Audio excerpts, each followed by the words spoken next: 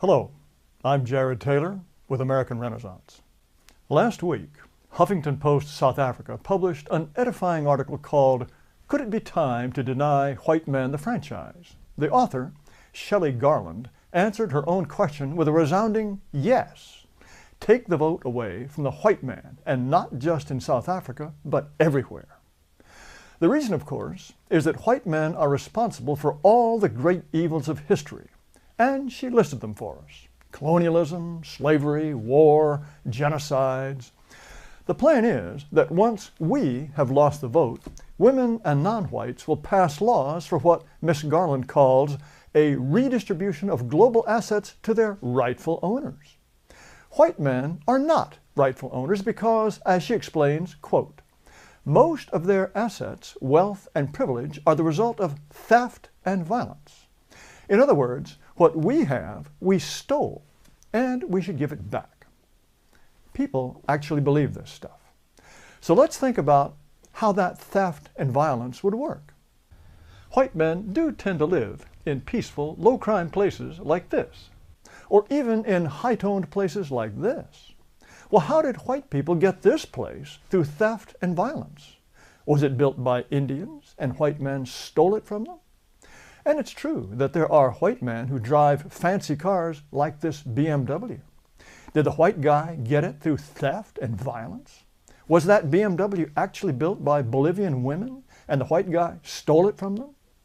And we have power generators, we have huge oil tankers, all stolen from somebody somewhere, I suppose. Okay, maybe our theft and violence aren't quite that direct. One theory is that black slave labor, for example, is what made America great. If anything, slavery held back economic development. If slavery was so dynamic and productive, why was the South the poorest part of the country generation after generation?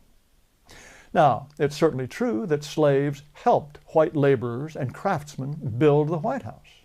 Does that mean the White House couldn't have been built without them? Of course not. White people built this building 1,000 years ago with no help from anyone else. And they built this one more than 2,000 years ago. And I don't think white people stole either of them from anyone. White people made plenty of nice places to live all by themselves. No theft, no slavery, no empire, no colonization, just brains and hard work. Think of Sweden, Canada, New Zealand, Hungary, Italy. Well, unfortunately, you can't read the original article because Huffington Post has taken it down, but not because it was crazy or anti-white. Here's their explanation, and I quote, "We have done this because the blog submission from an individual who called herself Shelley Garland, who claimed to be an MA student at UCT, that's University of Cape Town, cannot be traced and appears not to exist." It turns out the article was written as a deliberate hoax, and HuffPo fell for it. I wish I'd written it. But the real story here is not that the story was fake. The real story is that a lot of people, including a certain number of miserable white people, believe this foolishness. The editor of HuffPo South Africa, Virshani Pillay, defended the article as, quote, pretty standard for feminist theory. And, of course, dispossession flows perfectly logically from believing in unearned white privilege. Once you accept the idea that white people, and especially white men, have stuff they don't deserve, where does it end? It ends with the idea that the wealth and power of the West, of the white man, are all stolen goods.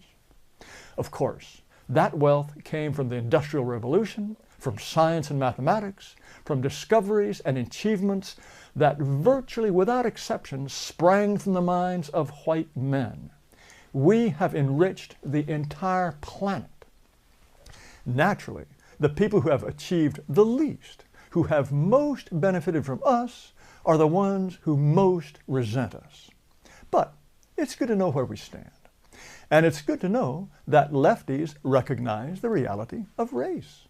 When it suits them, when it comes to moving into our countries and displacing us, race is to them just a social construct. But when it comes to white privilege, or punishing people for it, You won't get out of it by saying, who, me? There's no such thing as race. When it suits them, race is solidly biological. So it's good to know what others have in mind for us. What we do not defend, they will take. So thank you, Huffington Post, for an article, fake or not, that spells it out so clearly.